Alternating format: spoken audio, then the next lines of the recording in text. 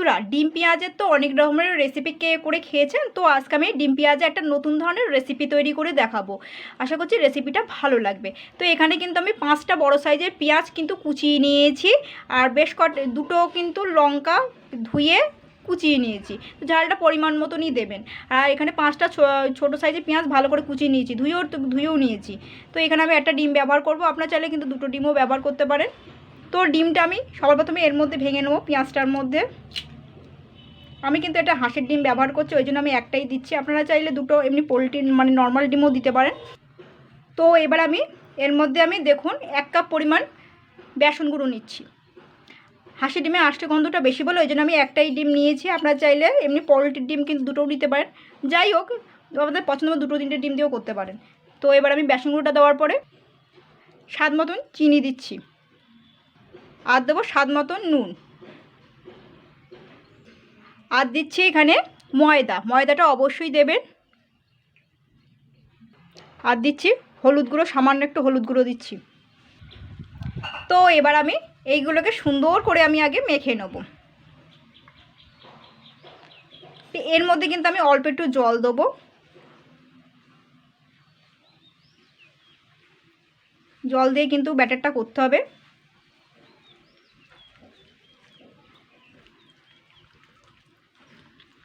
আমি লঙ্কার গুঁড়ো দিলাম না, যেহেতু কাঁচা লঙ্কা কুচানো দিয়েছি 2খানা।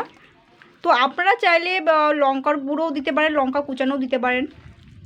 তো বাচ্চারা খাবে, তো ওই জন্য আমি লঙ্কা কুচানোটা অল্প দিলাম বড়ার মধ্যে, যেহেতু আমি তরকারিতে ব্যবহার করব লঙ্কার গুঁড়ো। দেখুন সুন্দর করে এরকম একটু জল জল করে আমি মেখে নিলাম। এবার আমি এটাকে জাস্ট 10 মিনিটের জন্য রেস্টে রাখবো। ভালো করে কিন্তু মিশিয়ে নিতে হবে।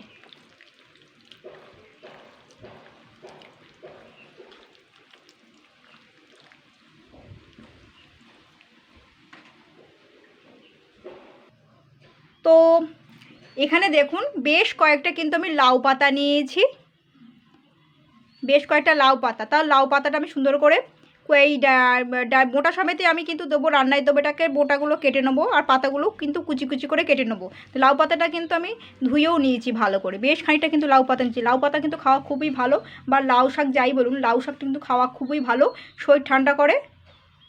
আর এখানে কিন্তু আমি বেশ কিছু কিছু সবজি অ্যাড করব। এখানে আমি একটা চিচিঙ্গা নিয়েছি, ছোটো সাইজের চিচিঙ্গা কুচিয়ে নিয়েছি। পটল খোসা ছাড়িয়ে কুচিয়ে নিয়ে এরকম করে গোল গোল করে কেটে নিয়েছি।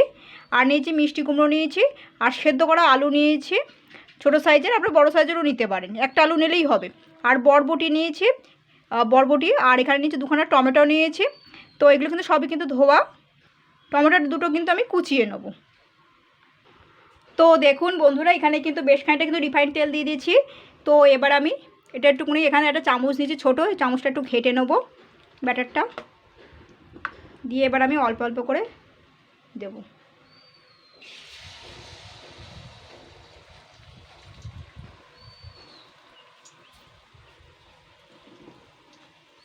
আমি একটা একটা করেই কিন্তু ভাজবো এইভাবে, আর এটা কিন্তু মিডিয়াম আঁচেই কিন্তু ভাজতে হবে।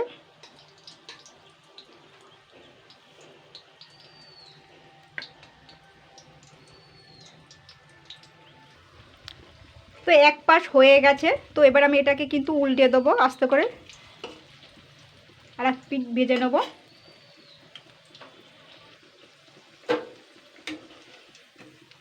দেখুন এটা ভাজা হয়ে গেছে। এটা আমি আবার তুলে নেব। তেল ঝরিয়ে তুলতে হবে। তো আমি কিন্তু আবার একটা দিয়ে দেবো। আমি ইচ্ছা করে একটু জল জল করে রেখেছি।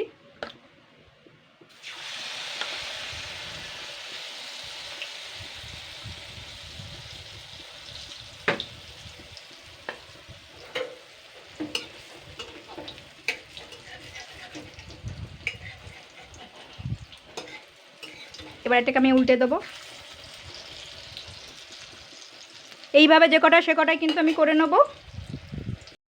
বড়াগুলো কিন্তু আমার দেখুন ভাজা হয়ে গেছে সবগুলো। তো এই যে একটুখানি তেল দেখছেন, এই তেলের মধ্যেই কিন্তু আমি 3 চামচ আদা বাটাটা দিয়ে দিচ্ছি। আপনারা রসুনও দিতে পারেন, পেঁয়াজও দিতে পারেন। আমি আদা দিচ্ছি, 3 চামচ মতন আছে এতে আদা বাটা। আর দিচ্ছি 2খানা কাঁচা লঙ্কা,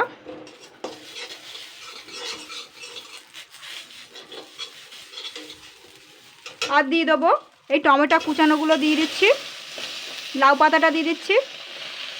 জাস্ট আমি একটু 2 মিনিট মতন হালকা নাড়াচাড়া করে নেব, 2 মিনিট।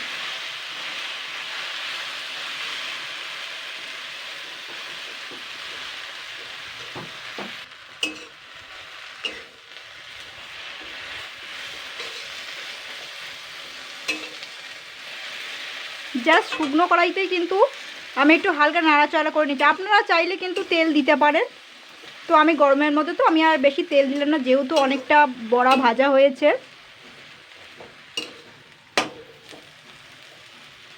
এর কাঁচা গন্ধটা কিন্তু চলে গেছে। তো এর মধ্যে কিন্তু আমি সামান্য নুন, চিনি, হলুদ গুঁড়োটা দিয়ে দিচ্ছি, আর একটুখানি লঙ্কার গুঁড়ো দিচ্ছি, খুবই সামান্য। আর দেবো এই খোসা ছাড়িয়ে রাখা এই যে পটলগুলো দিচ্ছি, চিচিঙ্গাগুলো দেবো। এবার মিষ্টি কুমড়োটা দিয়ে দেবো। আলুটা কিন্তু এখন দেবো না, আলুটা পরে দেবো। বরবটিগুলো দিয়ে দেবো। আপনারা এই পছন্দ মতন সবজি ব্যবহার করতে পারেন। এবার আমি এগুলোকে সবগুলো একসঙ্গে নাড়াচাড়া করব।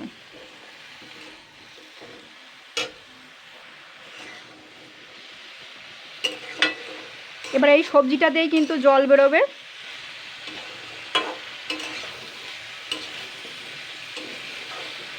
জাস্ট আমি এই সবজিগুলো কিন্তু 3 মিনিট মতন কি 4 মিনিট ভাজবো।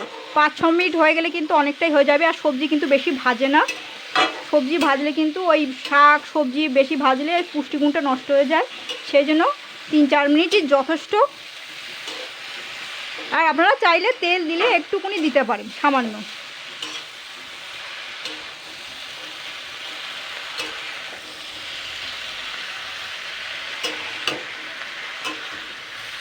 ভাজা হয়ে গেছে, এবার আমি জল দিয়ে দেবো। সুন্দর ভেজে নিয়েছি, এবার আমি জল দিয়ে দেবো।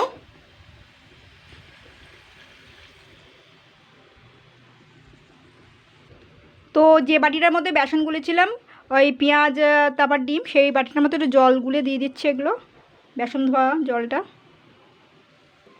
জলটা একটু দিতে হবে, যেহেতু সবজিটা সিদ্ধ হবে। তো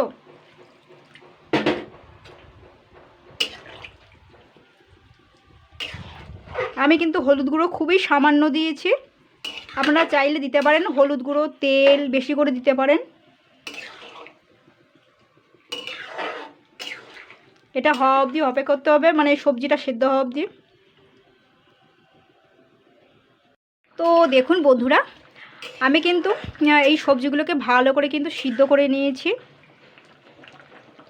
তো এবার আমি যে সেদ্ধ করা যে আলুগুলো রয়েছে সেগুলো কিন্তু একটু ম্যাশ করে দেবো, এরকম করে।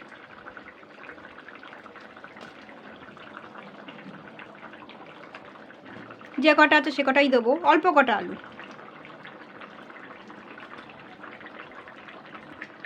তো দেখুন আমি কিন্তু আলুগুলো জাস্ট পুরোপুরি ম্যাশ করিনি, জাস্ট একটুখানি ভেঙে ভেঙে দিয়েছি।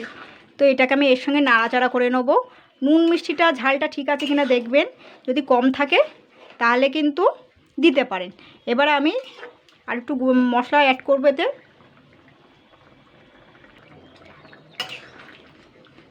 তো এবার আমি এর মধ্যে ভালো করে নাড়াচাড়া করে দিয়েছি, নুন মিষ্টিটা একটু কম হয়েছিল বলে। 5 ফোড়ন ভাজা দিয়ে দিচ্ছি, আর দিচ্ছি ওপর দেখতে গাওয়া ঘি একটু 2 চামচ।